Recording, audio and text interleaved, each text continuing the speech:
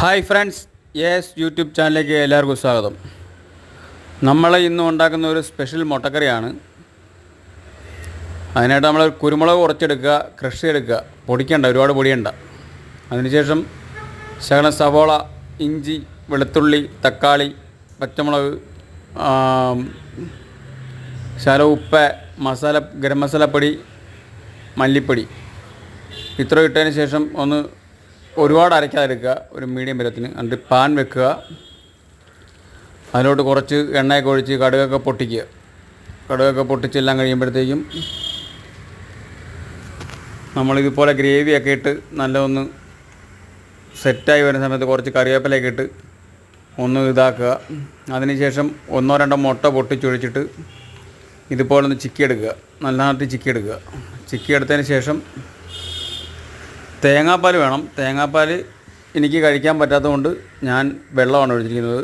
നമ്മൾ രണ്ടാം പാൽ ഒഴിച്ച് ഇതുപോലെ തിളപ്പിച്ചെടുക്കുക. തിളയ്ക്കുന്ന സമയത്ത് നമ്മൾ 3-4 മുട്ട പൊട്ടിച്ചിട്ട് ഒന്നും ചേർക്കണ്ട, ഉപ്പ് മാത്രം ഇട്ട് അടിച്ച് സെറ്റാക്കിയിട്ട് ഇതുപോലെ പാനിൽ ഒരു ഓംലെറ്റ് ഉണ്ടാക്കുക.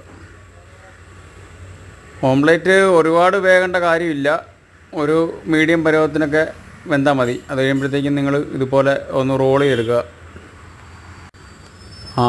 ഒരുപാട് വേഗാത്ത കൊണ്ട് ഇച്ചിരി റോൾ ചെയ്യാൻ ഇച്ചിരി പാടാണ്. അപ്പം നമ്മളൊന്ന് അഡ്ജസ്റ്റ് ചെയ്തൊക്കെ ഒന്ന് റെഡിയാക്കി ഒന്ന് റോളൊക്കെ ചെയ്ത് നല്ല അടിപൊളിയായിട്ടൊക്കെ റോളൊക്കെ ചെയ്തൊന്ന് മറച്ചിട്ട് ഒന്ന് തിരിച്ചിടണം. റോൾ ചെയ്തതിന് ശേഷം തിരിച്ചിട്ടതിന് ശേഷം നമ്മളത് പതുക്കെ കട്ട് ചെയ്യുക. കട്ട് ചെയ്ത് നമ്മളെ ചട്ടകത്തിന് തന്നെ പതിയെ കട്ട് ചെയ്തെടുക്കുക. ഇതുപോലെ മുറിച്ചെടുക്കുക, 3-4 പീസായിട്ട് മുറിച്ചെടുക്കുക. അതിനുശേഷം നമ്മൾ ഉണ്ടാക്കി വെച്ചിരിക്കുന്ന ഗ്രേവിയിലോട്ട് ഈ മുട്ട അങ്ങോട്ട് ഇടുക, നമ്മുടെ ഓംലെറ്റ് ഇടുക. ഇട്ടതിന് ശേഷം നമ്മുടെ രണ്ടാം പാൽ ഒഴിച്ചിട്ട് ഒന്ന് കറക്കിയെടുക്കുക. ഒരുപാട് തിളയ്ക്കാൻ പാടില്ല, തിളച്ചതിന് ശരിയാതില്ല.